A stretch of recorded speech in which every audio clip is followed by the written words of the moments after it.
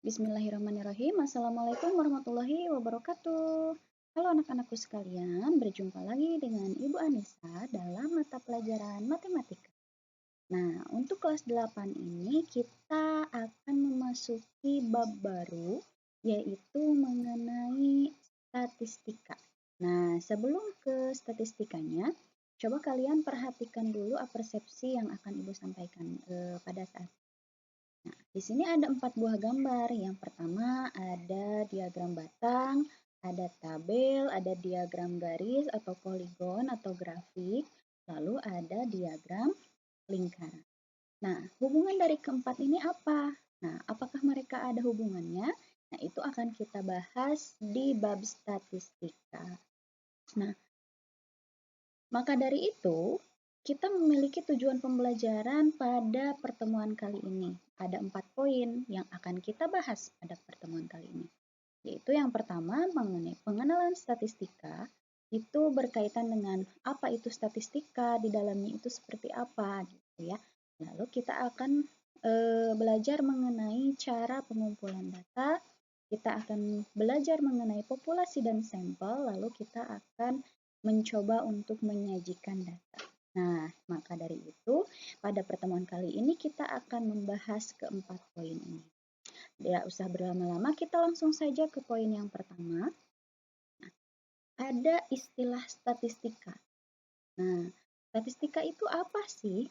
Nah, statistika itu adalah ilmu yang mempelajari cara mengumpulkan, cara mengolah, cara menganalisis, dan cara menyimpulkan serta menyajikan informasi atau data. Jadi, untuk statistika ini selalu berhubungan dengan data. Gitu. Nah, dalam statistika ada istilah-istilah yang akan kita temui saat kita mempelajarinya. Nah, yang pertama itu ada data. Itu sudah pasti ya. Nah, data ini adalah sekumpulan informasi. Ada beberapa jenis data, seperti data primer dan data sekunder. Nah, kalau data primer itu yang diperoleh secara langsung. Nah, kalau misalkan data sekunder itu yang sudah diolah. Itu. Nah, selanjutnya ada datum atau data utama atau data umum. Nah, data umum ini adalah sebagian dari kumpulan data atau informasi. Nah, itu ada populasi. Populasi ini adalah sekumpulan orang atau benda yang akan diteliti. Jadi kalau misalkan kamu mau meneliti apa, nah itu adalah populasinya. Lalu sampel sebagian dari populasi yang akan lebih dalam diteliti. Nah, sampel juga itu adalah orang atau benda yang akan diteliti oleh kalian. Nah, apa beda populasi dan sampel nanti akan kita bahas pada subbab populasi dan sampel. Nah, selanjutnya ada yang namanya frekuensi. Frekuensi ini adalah jumlah data tertentu yang memiliki karakter yang sama. Misalnya jumlah anak berumur 12 adalah 18 orang. Seperti itu. Nah, lalu setelah kita tahu statistika itu apa, lalu istilah-istilah yang akan kita temui itu apa, nah kita akan membahas mengenai cara pengumpulan datanya. Yang pertama ada menggunakan observasi. Nah, observasi itu apa? Observasi itu adalah teknik pengumpulan data dengan cara mengamati. Jadi kamu langsung mengamati orang atau benda yang akan diteliti oleh kalian. Nah, contohnya mengobservasi perilaku katak atau mengobservasi perilaku manusia. Itu kan kamu langsung, gitu ya. Lalu yang kedua ada yang namanya teknik wawancara. Nah, wawancara ini adalah teknik pengumpulan data dengan mengajukan pertanyaan secara lisan. Nah, biasanya untuk mengetahui hal-hal mendalam dari responden ataupun narasumber. Oke. Nah, dan yang ketiga ada teknik kuesioner. Teknik kuesioner ini pengumpulan datanya memberikan beberapa pertanyaan tertulis kepada responden untuk dijawab. Seperti kalian mengisi absensi, ya, mengisi presensi dan mengisi pelaporan. Nah, itu berupa kuesioner gitu untuk mengumpulkan data. Setelah kita tahu cara pengumpulan datanya, nah di sini Ibu mau memperkenalkan kepada kalian mengenai populasi dan sampel.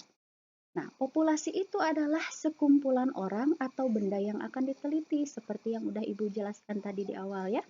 Dan juga sampel. Sampel ini sebagian dari populasinya gitu. Nah, apa sih bedanya? Kita lihat di contohnya.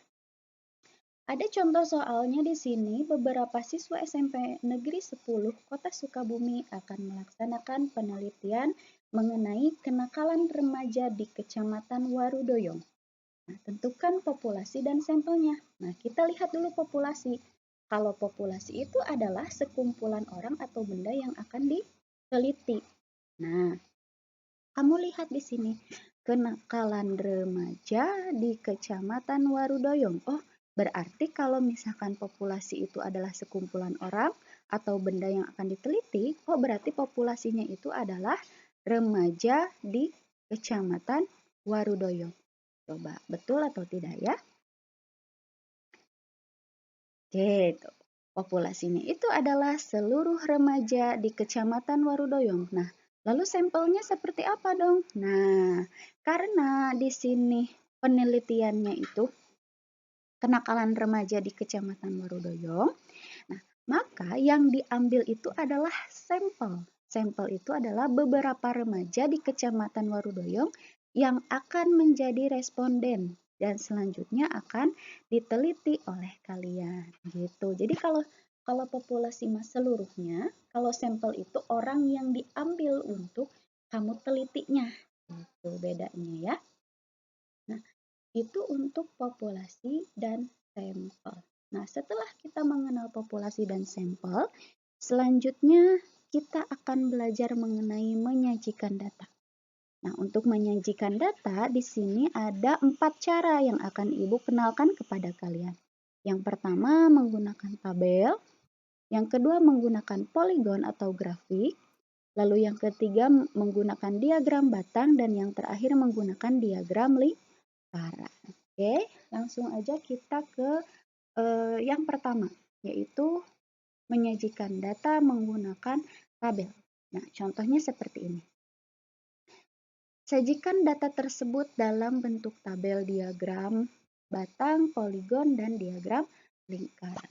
Nah, di sini ada data-data nilai ulangan harian matematika kelas 8. Oke. Nah, untuk menyajikan data menggunakan tabel berarti kamu harus sediakan tabelnya terlebih dahulu. Oke, tabelnya berarti ada 2 ya. Yang pertama itu nilai. Nah, lalu yang kedua itu adalah jumlah atau yang namanya itu frekuensi. Nah, itu. Coba sekarang lihat angka-angka dari sini yang terkecilnya itu ada berapa? Ini 5, oh ini 4, berarti yang terkecilnya itu adalah 4. Nah, yang mendapatkan nilai 4 itu ada berapa orang? Nah, kita lihat di sini. 4-nya ada berapa kali? 1, 2. Dah ya, nggak ada lagi. Oh, berarti frekuensinya 2. Berarti cara membacanya yang mendapatkan nilai 4 itu ada 2 orang. Nah, setelah 4 berarti angka 5. Yang mendapatkan nilai 5 itu ada berapa? Coba kita lihat. 1, 2, 3. Berarti ada 3 orang. Seperti itu. Untuk menyajikan data menggunakan tabel. Nah, di sini Ibu udah punya datanya. Nah, seperti ini ya. Kamu lihat yang mendapatkan nilai 4 ada 2 orang, yang mendapatkan nilai 5 ada 3 orang, yang mendapatkan nilai 6 ada 7 orang, yang mendapatkan nilai 7 ada 3 orang, dan yang mendapatkan nilai 8 ada 3 orang, dan yang mendapatkan nilai 9 ada 2 orang. Nah, itu untuk menyajikan data menggunakan tabel. Nah, setelah menyajikan data menggunakan tabel, selanjutnya kita akan belajar menyajikan data menggunakan diagram batang. Nah, di sini kamu harus melihat dari data yang ada di tabel ini supaya mempermudah kalian dalam membuat diagram batangnya. Nah, cara membuatnya, kalian perhatikan diagram batang di sini. Untuk yang di sebelah kiri ini, yang ke atas, itu untuk frekuensi atau jumlah, ya, atau jumlah dari data tersebut. Nah, untuk yang di bawahnya ini adalah nilai atau datanya, yang ini. Nah, itu. Nah, yang pertama untuk nilai yang nilainya 4. Di sini ada yang mendapatkan nilai 4, ada berapa orang? Ada 2. Oh, berarti batangnya itu sampai angka 2. Lalu yang mendapatkan nilai 5 berarti 3 orang. Oh, berarti sampai 3. Yang mendapatkan nilai 6 ada 7. Oh, berarti sampai 7. Seperti itu sampai ke yang mendapatkan nilai 9. Seperti itu. Mudah kan untuk menyajikan data? Oke, selanjutnya untuk menyajikan data menggunakan poligon atau diagram garis, ya. Di sini sama seperti diagram batang sebetulnya. Nah, ya. Yang di kiri itu adalah frekuensi atau jumlah, yang di bawah ini adalah datanya, ya, atau nilainya. Kamu hanya perlu melihat dari data yang ada di tabel, atau misalkan kamu mau melihat dari soal ini juga boleh, tapi kalian harus menghitung ulang. Yang mendapatkan nilai 4 ada berapa orang, yang mendapatkan nilai 5 ada berapa orang, gitu ya. Jadi tinggal kalian melihat dari data yang ada di tabel saja. Tuh. Nah, sini lihat yang mendapatkan nilai 4 itu ada 2 orang, berarti di sini. Supaya memudahkan sebelum kalian membuat garisnya, kalian buat titik terlebih dahulu aja, ya. Yang mendapatkan nilai 4 itu ada 2 orang, yang mendapatkan nilai 5 itu ada 3 orang, yang mendapatkan nilai 6 itu ada 7 orang, lalu yang mendapatkan nilai 7 3 orang, yang mendapatkan nilai 5 itu 3 orang, dan yang mendapatkan nilai 9 itu 2 orang. Lalu tinggal kamu hubungkan aja titik-titiknya dari titik pertama, kedua, ketiga, sampai selanjutnya. Itu. Lalu yang terakhir ada menggunakan diagram lingkaran. Nah, kalau diagram lingkaran di sini kalian membuatnya melihat pada tabel juga sama gitu ya. Jadi untuk menyajikan data sebetulnya yang menggunakan tabel itu sangat penting untuk membuat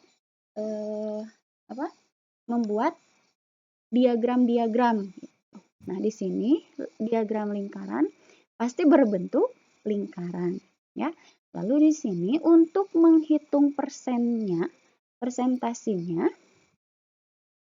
menggunakan rumus ini. Nah, ya.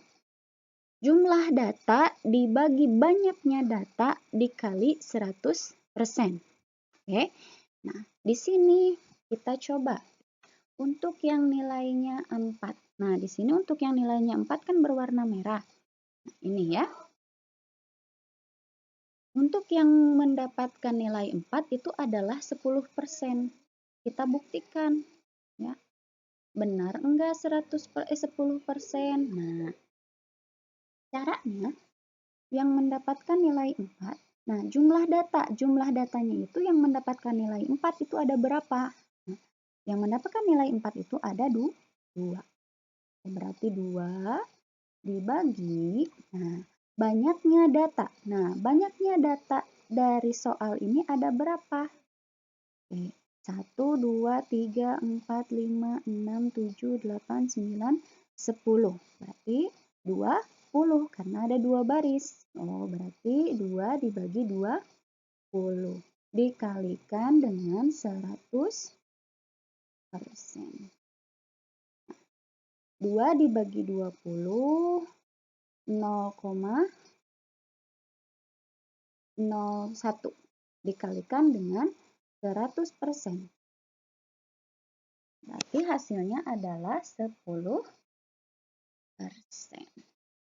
Hasilnya adalah 10% dan ini terbukti benar gitu ya. Nah, lalu untuk yang mendapatkan nilai 5 itu dengan warna orange, berarti yang ini. Ada 3 orang, tinggal kamu hitung 3 dibagi 20 dikali 100%, hasilnya adalah 15%. Setelah mendapatkan persen-persennya, tinggal kamu gambar dan sesuaikan besarnya gitu ya. Nah, itu untuk menyajikan data dalam bab statistika. Oke. Nah, dalam bab statistika ini ada yang namanya ukuran pemusatan data dan ada yang namanya ukuran penyebaran data. Untuk ukuran pemusatan data itu ada 3, yaitu mean atau rata-rata, ada median, dan ada juga average. Dan untuk ukuran penyebaran data itu ada generalized, ada relative, ada jangkauan interkuartil, dan ada simultan.